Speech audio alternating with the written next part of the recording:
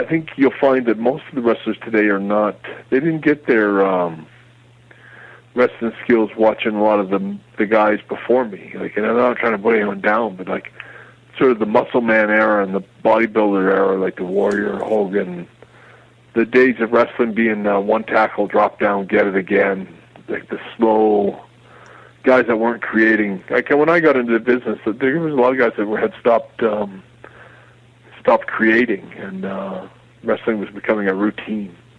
Everybody had a routine, and that's all you did. You just stayed in the routine. And I think when Dynamite came along in Calgary, we changed that up a lot. It became like no more routines. We're going to just ad lib and do stuff, and we're going to. And I think I brought a lot of, and I think Dynamite also did, but the Hart to the Stampede guys brought a lot of that to WWE when we came there. We started making everyone pick up the pace a little bit. Wrestling was supposed to be fat, bang, bang, bang. And yeah, but you guys, what I noticed when I was watching, I watched about 3 matches with you and Dynamite last night.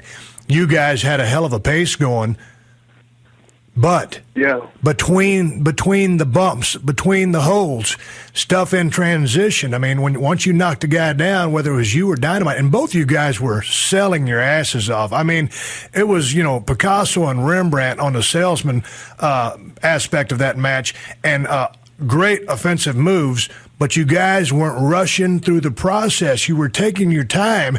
I've always wanted to know a little bit more about Dynamite. Unfortunately, I was never able to meet him while he was still in the ring. What kind of guy was he? He was, I think, the guy that changed wrestling to where it is right now. He deserves the most credit of anybody I can think of. Maybe me, and maybe in some other ways I'm behind him in that. But he really changed wrestling, and he was so fast-paced, and he learned his wrestling psychology or wrestling style in England, which was rooted in actually shoot kind of wrestling, right, with a lot of silly kind of wrestling at the same time, like flips and rolls and tumbling and sort of funny types of wrestling that a lot of Americans laughed at wrestlers that worked like that. But there was some guys that, even Fit Finlay and guys like that before that were, real good wrestlers and legit wrestlers that were in the business, and so in England you could go to one show and it'd be a lot of not very good workers, say, and you might go to another show 10 miles up the road and it's full of like really hard workers and old shooters and guys putting on great matches. And England had its share of great workers, and Dynamite learned a lot of that. And when he came to Calgary and Stampede Wrestling, he was always unfortunately a guy that had a bit of a chip on his shoulder, though. He had a small man complex. He was a small guy. How tall was Dynamite straight up? He was about 5'8". Okay. 5'8", which made him not very tall, but not so short. Like he was a guy just a walking? I mean, I saw him. He was like a pit bull. He was a real pit bull of wrestling, and but was he just a mean-spirited guy? He was, he was a good guy. He was like a mean little pit bull. Right. If you made friends with him and you got to know him, he was the friendliest little pit bull in the world. But if you crossed him, friendless bite your head off. He was afraid of no man. I mean, when I say that, I mean nobody. He was one of those kind of guys that would go nose to nose with the biggest guy in the company over anything, over the smallest thing, and usually just establish that who he was. He seemed to always want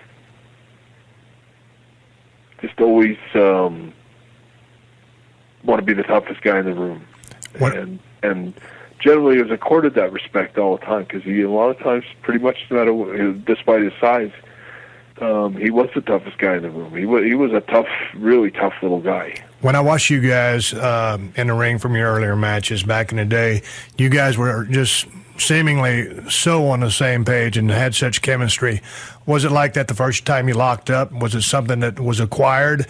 Because just watching you two work together, there's from and I coming from myself, there's seemingly almost no communication going on in that ring, and you guys are just telling the story and beating the living dog shit out of each other and having kick-ass matches. Well, the truth about me and Dynamite is that I saw him. I worked with him the very first.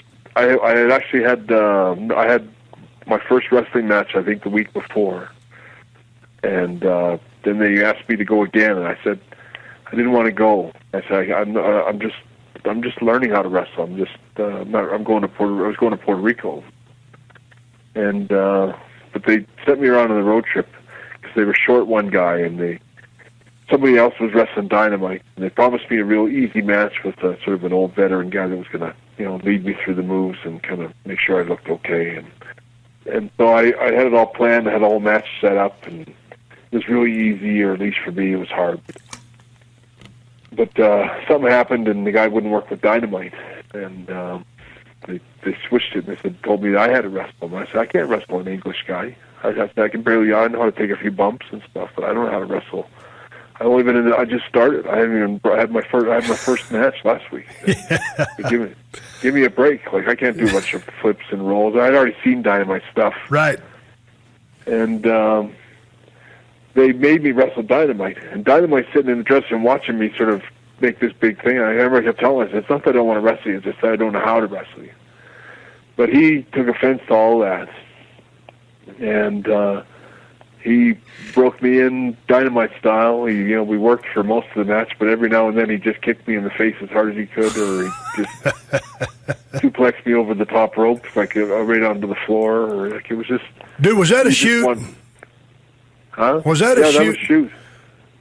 That's really one. Hurt you. Yeah, that's on YouTube. That suplex over the top rope is one of the most brutal things I've ever seen in my life. It was phenomenal. It was spectacular if you're on the watching end of it. If you're on the receiving end of it, not so much. Well, and sad, I say this with all great sadness, is that same bump that we did perfectly that day on that show and didn't hurt ourselves is the same one that he did with Dynamite, or he did with Davey years later for a finish in Japan when they finally had to wrestle each other, so it was a big match. And Dynamite let Davey suplex him over the top, and Dynamite hurt his back on the ring apron, and that's the back injury that sort of ruined his life.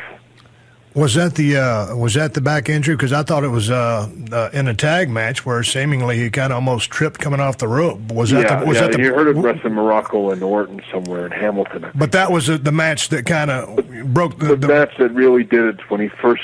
Right. They came back. They carried him back to the dressing room. They put him on ice They put ice on his pack for about an hour or 30 minutes, because he had to wait for his last. He wrestled again. He went in and wrestled.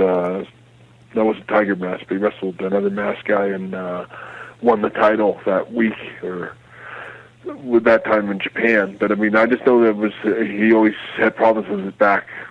Lower back was always sort of just twinging on him all the time, right till it finally just, it just went. That a few years later. I'd love to talk with that guy a little bit. I've seen some stuff on him. I guess he's in a wheelchair over there. But like you said, I mean, that guy really paved a way for a lot of guys to follow, and was stylistically just a trendsetter from the innovation standpoint. The thing about Dynamite that I loved about him, and I think some people don't, they don't like him or don't have respect for him. But the truth is that there was always a story about Honky Tonk talking about when Harley Race had some kind of abdominal surgery, or he had some complications. They had to take a bunch of his intestine out, and he was off the road suddenly, and everyone was we just heard about it in the dressing room, and Honky Tonk said some remark in the dressing room about, I guess he doesn't got any guts anymore. And Dynamite got up and walked over and just backhanded him, knocked him off the chair. Wow. And that's what Dynamite was the policeman in the dressing room. Right. He didn't let any bullshit or somebody come in with an attitude, or a guy that was a superstar. They had to come in and had to earn their rights in the dressing room with the boys, the guys that were doing the work, and the guys. And he was a really good. That's what there was a lot of guys will tell you. That's what. He was a bit of a bully, and he was a bit of a bully. I can think of other situations where it was over the line, but with Jacques Rougeau, for example. But there was times that Dynamite, being a bully and being a bit of a policeman, would straighten out guys. Like that whole thing that happened years later with Shawn, with Shawn's personality back in the 90s. The truth is, if Dynamite Kid had been in the dressing room, none of that would ever happen. Right. Interesting. He would have policed that and straightened that out before it became an issue. The boys don't do that. The boys had their own locker room. to a certain degree than the talent. You had to always be one of the boys first.